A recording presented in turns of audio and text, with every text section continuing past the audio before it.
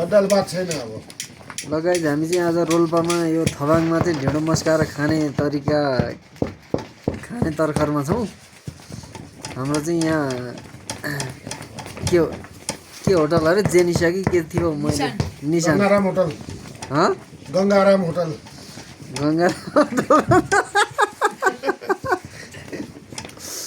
कसम यार मैले यस्तो दाबीले देखेको चाहिँ पहिलोचोटि हो।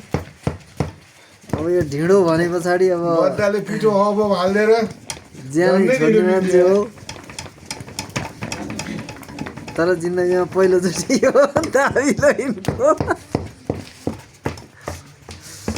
बड्डाले हँसाए। अब ढिँडो खाने तर्खरमा छौँ हामी, ढिँडो पकाउँदैछौँ।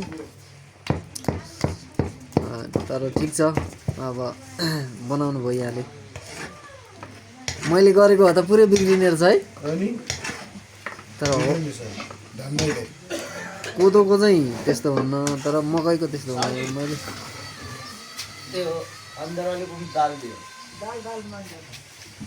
यिनीहरूलाई राधा रानीलाई पर खानासाना खिलाऊ भनिरहेको छु।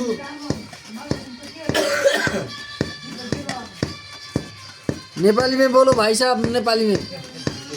नेपाली नहीं आता है?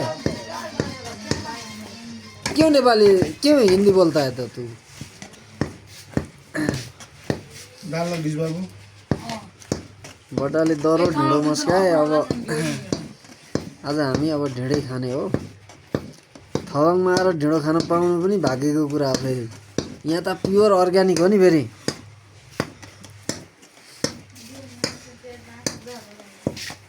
ल